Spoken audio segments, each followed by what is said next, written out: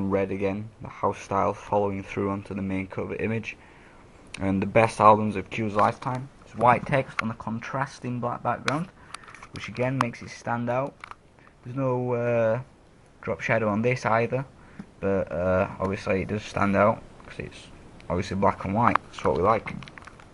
Around the edge of this disc as well, it states the 25th anniversary year, 1986 to 2011. This information obviously shows it's an established magazine. Obviously it's been going a long time, therefore people must have been buying it. It means it must be a good magazine, they know what they're on about. Additionally, on this disc here, around the edge, it's got a sort of almost reflection appearance. This may confuse the reader into thinking it's actually reflective, so they pick it up and think, oh, is this actually reflective? Or maybe they want to have a look, try and figure out what this image is. Either way, makes them pick it up and look at it. The next thing to look at is the other cell line along the bottom. I'm not sure if this classes a banner or not, but it just says as voted by you, which obviously you being direct as in you, which means if I voted, it's going to be the magazines I like, so why not read it? You know, it's going to be what I want. Also, we've got the final thing on this magazine, actually, this final thing, yep, is the barcode. It's located in the bottom left, opposed to the bottom right on the Kerrang one. Again, just got the barcode, release date, price, and the magazine's website. And it's just in a white background again. Obviously I can't do much to this because it won't scan properly, and I pretty much want it to scan properly. So yeah, that's the Q one, quite a simple one this time compared to the Kerrang. Personally I prefer the Kerrang one, I think it's more rocky, more, I don't know, just more interesting. But obviously that's a subjective opinion. The next magazine I'll be looking at is Rock Sound. Okay, so here's the final front cover I shall be looking at. This is the magazine Rock Sound. It's not quite as popular as Q and Kerrang, but nonetheless it's still a successful rock music magazine. So first thing to look at here on this magazine is the masthead, which is located along the top of this magazine. It's also got a tiny slogan as well underneath, which says "Music with Attitude." All the slogans on all these magazines, in fact, are quite catchy and straight to the point sort of thing, which is quite good. I should be looking to do something like that in mine. The first thing to look at is obviously the white block capital lettering again, the slight drop shadow around the letters, and the slight eroded ripped font. It's quite similar to Kerrang in terms of look. I think that a lot of rock music magazines tend to go for this font based on the fact that Kerrang's is so successful. So if they look like Kerrang, people are going to think, oh, it's like Kerrang. The second thing to look at is the banner above the masthead. This is the only banner on the page, as there isn't one on the bottom of the page, no. This is, it has a yellow font.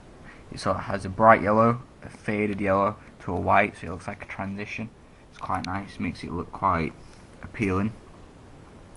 It also has the word poster in a different colour with an exclamation mark, which obviously free posters going to attract more readers.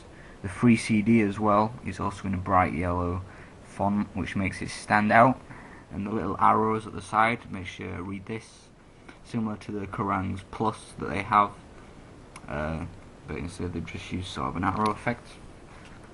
The next thing to look at is the main cover image.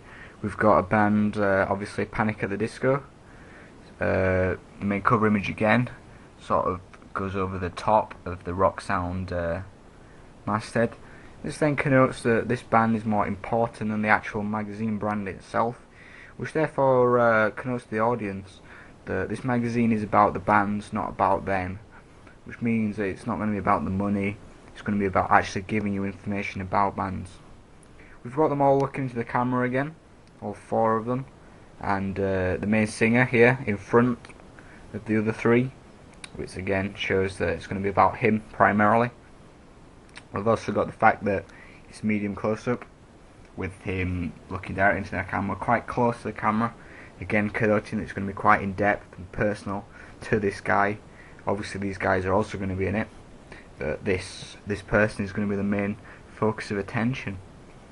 The next thing to look at is the main cell line, which is Panic at the Disco in bright yellow font. It's the same font as the masthead, just that looks to be capitalised in bold, and that just looks a little bit thinner,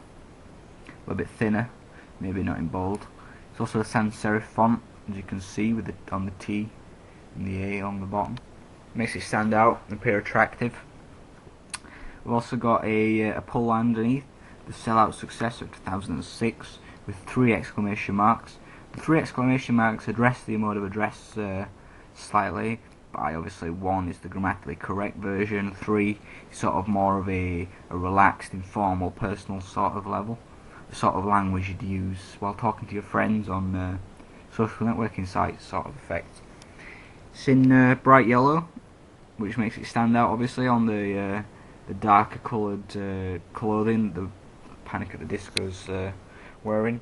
And obviously by having the words Panic at the Disco makes, even if you don't know this band from the image, you can read this and think, oh, that's Panic at the Disco, I've heard of them, I've not heard of them, I'll look at them, sort of thing. The next thing to look at is the cell lines. These are quite interesting as they're found in the bottom left and the bottom right. They're sort of more of a list than actual information.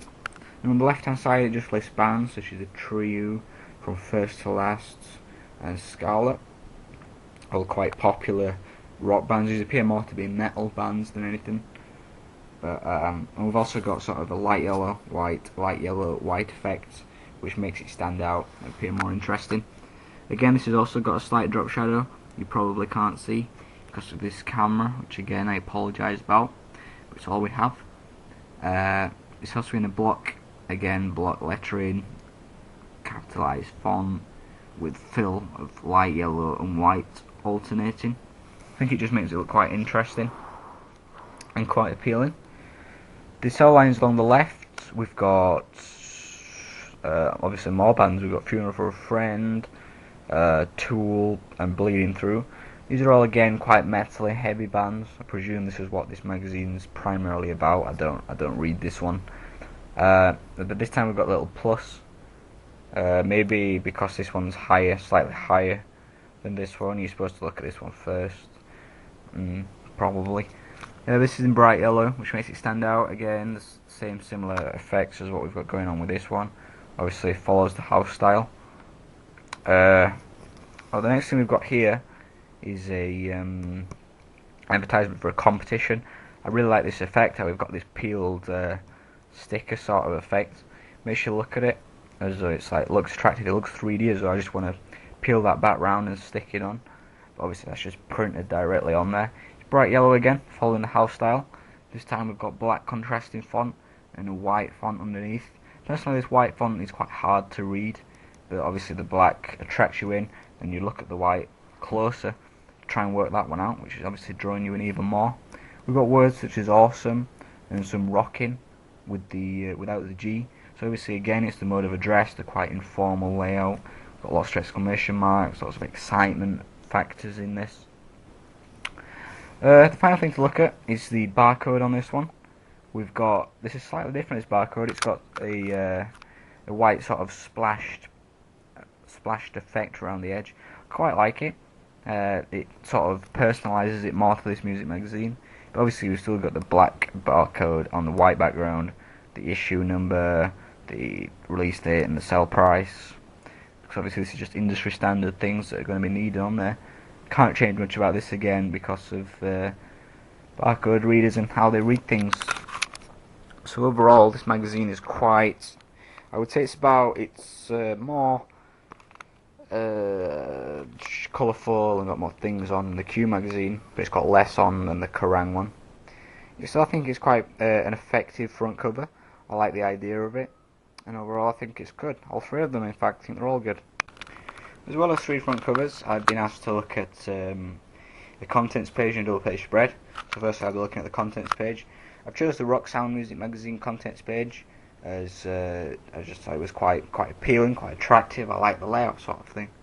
The first thing to look at is the main image, which covers practically half of the page. Again, this is Panic at the Disco again, which is obviously the main cover image. We've just got a picture of the main singer this time, looking into a mirror. It's quite appealing. The image is quite well it's got good composition. We've also got a slight green hint of tinge on the whole of the image. Makes you sort of look at it as well. That's quite interesting. And also the mirror makes it was quite an illusion. It's quite obscured, like what's actually happening. There's two people on here, but it's the same guy. Then you realise the mirror. It just makes you look at it. It's just more interesting than a straightforward shot. We've also got here, I don't think there is a limit to how big we want to get, which obviously said by Ryan Ross, which is Adam Smith, which is of course this guy, the main singer, Panic at the Disco. It's in quotation marks as well, which again makes you think, oh, this magazine must have some questions in, must be an interview. It's obviously said by him, so they must have asked him for him to get that response, which must mean there must be some element of interview in this. The name underneath obviously connotes that this is this guy. If you don't know, you're learning, you're figuring out that this is Ryan Ross and he's in the band Panic at the Disco. You don't even need to know anything about the band, you've already figured that out just from one image and one bit of text. The next thing to look at is the actual contents page title. It follows obviously the house style. It tells you the title of the magazine, Rock Sound. It's in white contrasting block, capital lettering again, with a slight drop shadow and a slight eroded font effect again. You probably can't see that, but that's on a red contrasting background, which makes it stand out. If you look, it's the only red thing on there. So it's like the first thing you look at is the image. You're like, wow, the image. Then you're like, ooh, Rock Sound. We've also got the release date, April 2006. It's quite an old edition. This. We've also got the issue number, so you can just keep on top. Make sure you got the right one. You know, that you're not reading an out of date issue. Next thing to look at is obviously the contents page layout. We've got features. It's all quite nicely laid out. We've got two columns here. Looks like we've got about 5-6 millimeter gap down the middle there, margin. As you can see, we've got obviously the number of what the page is located on in red. The most important thing, so that's in red, stands out. We've then got in black block capital lettering the actual article, what it's about, such as bolt thrower, bleeding through, which are obviously, these are all bands. Underneath we've got a little bit more information about what's going on, just to drag you in, make you want to read it. It's quite attractive, quite effective, it's quite simple. White background, personally I'm not sure if I agree with just a plain white background. It looks a bit boring. I would use even just sort of like a grey, like a fade or something like that. I think that would look better. And also the last thing on this contents page down the right hand side is an edit from the editor of the magazine. This tends to be quite common actually in music magazines. There appears to be a slight article down the side from the editor. It talks about how this magazine is targeted at people, not it's about money. It's not about money or anything like that. Pretty much all magazines do this. It just bigs them up, makes them sound better than all the other magazines. Obviously it could be quite biased, and they just put all the positive things in there. Underneath in the bottom right, again, we've got another image, slight image. Looks like a photo type of effect with the white background, the drop shadow. It looks like it's been thrown on there, stuck on. It's also not exactly perfectly level, and it cuts off the page a little bit. It gives it a bit more effect, a bit more depth, especially with the shadow. And this is RFAF, the band RFAF. Just tells you where you can find them on page 74. So obviously it's just telling you a bit about this magazine, what's inside and what's going on. I think it's quite an effective contents page, slightly plain, but it gets the job done, and it just tells me everything I want to know easily and quite effectively. So here we have the double page spread of Panic at the Disco. This is what all this magazine hypes about. As you can see, it covers 2 pages. Two of the obviously very large